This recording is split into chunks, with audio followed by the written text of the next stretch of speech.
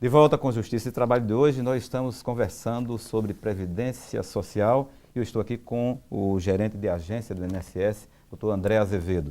Doutor André, no bloco anterior nós estávamos conversando e estamos esclarecendo historicamente como tinha sido a evolução da Previdência Social no país. E chegamos até a Carta Constitucional de 1988. E aí, após a Constituição de 88, o que restou estabelecido, afinal? Né? A partir daí, quais foram as principais mudanças na Previdência Social? A Constituição em 88 traz, né, o capítulo que prevê Previdência Social dentro lá da Seguridade Social, mas e depois de 88 a gente tem especificamente a Lei de Benefícios, a Lei 8.213 de 1991, que traz justamente o plano de benefícios. Que então a Constituição remeteu para o legislador infraconstitucional, né, toda a parte do direito previdenciário, de estabelecer quem é segurado, quem é dependente, formas de como ele contribui, no caso a contribuição está relacionada ao custeio, que foi a Lei 8.212, mas a parte de benefícios a gente tem na Lei 8.213. E na Lei 8.213 temos lá o rol de benefícios que o segurado da Previdência Social pode fazer jus. Então, principalmente, a gente cita aqui a questão do projeto CLT 70x70, né, que a gente tratou justamente das aposentadorias do regime, né, tratando lá da Lei 8.213, especificamente as aposentadorias previdenciárias, né, que são em 4 modelos aí: a aposentadoria por invalidez, a aposentadoria por idade, por tempo de contribuição e a aposentadoria especial. Isso em se tratando de regime geral? Regime geral, sem dúvida nenhuma, porque nós temos outros regimes de previdência, né? Abrange o trabalhador, digamos, o trabalhador comum, né? Todos os trabalhadores. Regime geral, via de regras, trabalhador seletista, falar dessa forma.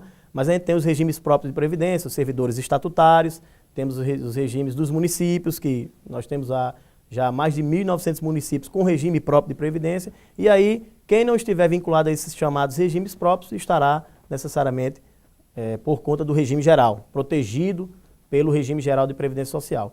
E aí as aposentadorias vêm justamente nesse sentido: garantir proteção ao trabalhador em determinado momento, quando um longo período contributivo que ele verteu ao regime, que é a aposentadoria por tempo de contribuição, proteção ao trabalhador quando ele está com a idade avançada, né, no caso o homem 65 anos, a mulher 60, com um período mínimo de contribuição de 15 anos. Né.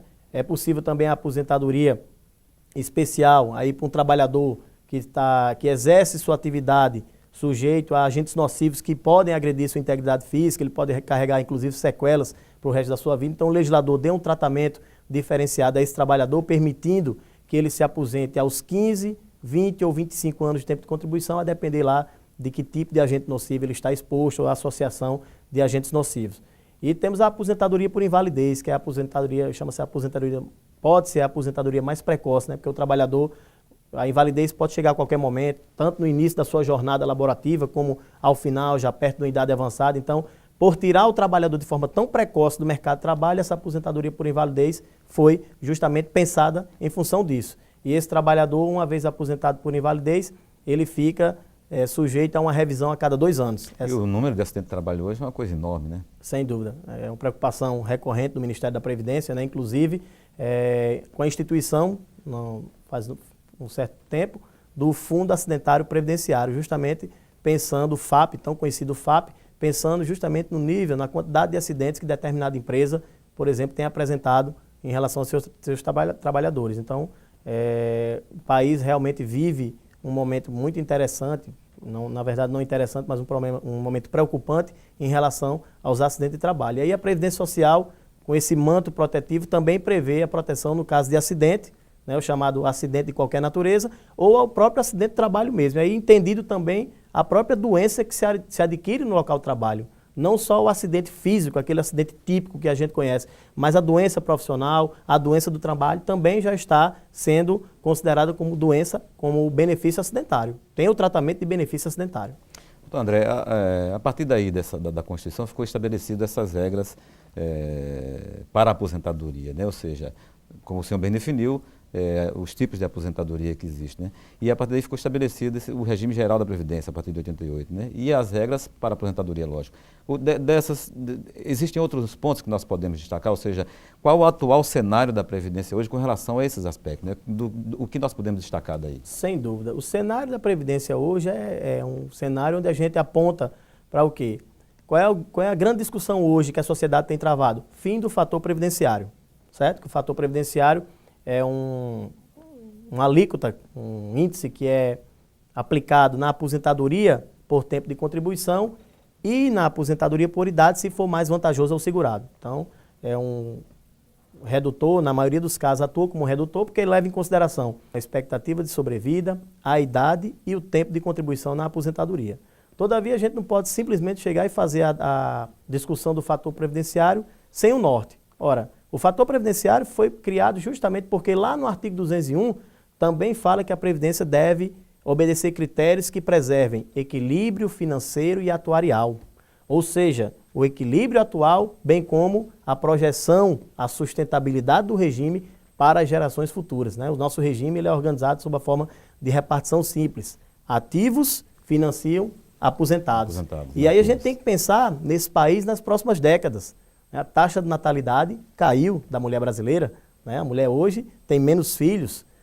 Estamos vivendo mais Manassés. Por outro lado, a taxa de mortalidade da pessoa com idade mais avançada diminuiu. Diminuiu, né? Consideravelmente. Ou seja, estamos vivendo mais, como você bem falou. Sem dúvida, estamos vivendo mais. Como é que fica a Previdência? Quais as perspectivas para as próximas décadas? Justamente, perspectivas, a gente tem que fazer um debate muito pé no chão, né? O governo tem se preocupado com isso, de pensar a Previdência para o futuro. Pois é, existe até países, se eu não me engano, a Alemanha aumentou até a idade mínima para a aposentadoria, né? Nós temos aí, por exemplo, países da Europa que já equipararam, inclusive, a idade mínima entre homem e mulher, porque a nossa legislação prevê uma diferença, né, de 5 anos entre o homem e a mulher. Por exemplo, o urbano 65, a mulher os 60, para a aposentadoria por idade, com um mínimo de 15 anos de contribuição. Mas países da Europa já unificaram isso, porque a realidade do mercado de trabalho hoje em relação à mulher é diferente de algumas décadas.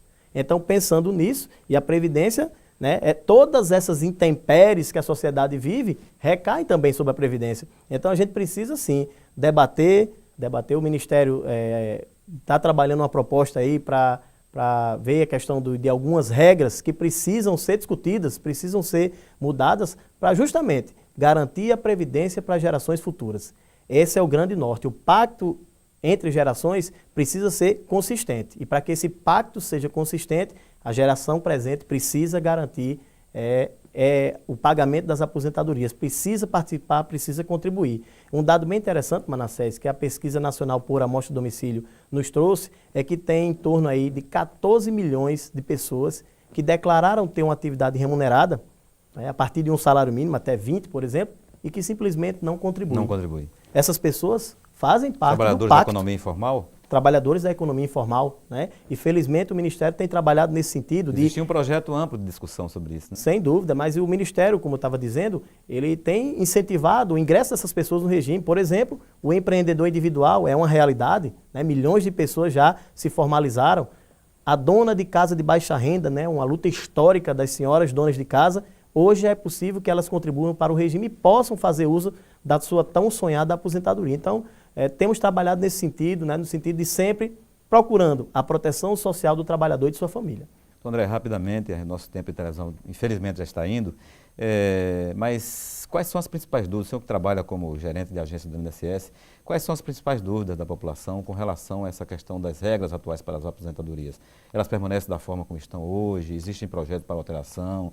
Ou se alteradas vão respeitar o direito do trabalhador que está hoje no mercado de trabalho? Enfim, rapidamente, como eu já falei no nosso tempo, quais são as principais dúvidas da população hoje com relação à aposentadoria? Manassés, se você perguntar a 10 trabalhadores para que serve a Previdência, 9 vão dizer aposentadoria. Então, a dúvida sempre é em relação à aposentadoria. E ainda hoje, muitas pessoas chegam nas agências do INSS e perguntam por que não estão aposentados ou querem saber como faz para se aposentar. E quando a gente faz a pergunta-chave, quanto tempo a senhora contribuiu? Quanto tempo o senhor contribuiu? E não você vai ver, não tem nada de contribuição, e essa pessoa, não, mas eu já tenho a idade. E sempre atrelam idade à expectativa da aposentadoria, e é verdade, mas o sistema é contributivo. Então, a maior dúvida hoje é, pelo fato de ter chegado à idade para a aposentadoria, acha que tem direito.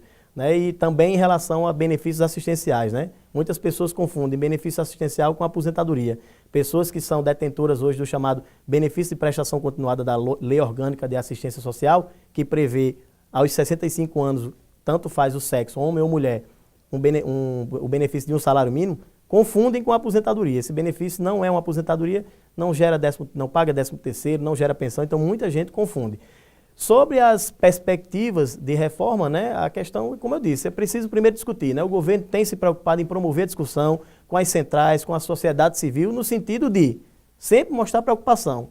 Estamos hoje, mas precisamos olhar lá na frente. E as gerações futuras precisam também ter sua previdência, ter a garantia de sua proteção social. E aí eu queria agradecer esse momento, né, o convite que nos foi feito a partir do Programa de Educação Previdenciária, porque o objetivo do programa, eu finalizo com a existência do programa, que é esse: orientar, conscientizar e disseminar as informações sobre a Previdência. Ok, nós aqui agradecemos aqui a sua presença em atender ao nosso convite aqui, a sua gentileza em atender ao nosso convite de discutir um tema tão recorrente para a população e a sociedade brasileira, né? Muito obrigado pela sua presença aqui no Justiça e Trabalho. Bem, hoje nós conversamos com o Dr. André Azevedo, gerente de agência do INSS aqui no Rio Grande do Norte, acerca da atual política previdenciária no país. O Justiça e Trabalho desta semana vai ficando por aqui. Contatos com a nossa produção podem ser obtidos pelo telefone 84 40 06 3081 ou pelo e-mail ccs@trt21.jus.br. Acesse também nosso site pelo endereço www.trt21.jus.br ou nos siga no Twitter pelo perfil twitter.com/trt21rn. Obrigado pela sua companhia e a gente se encontra no nosso próximo programa. Até lá!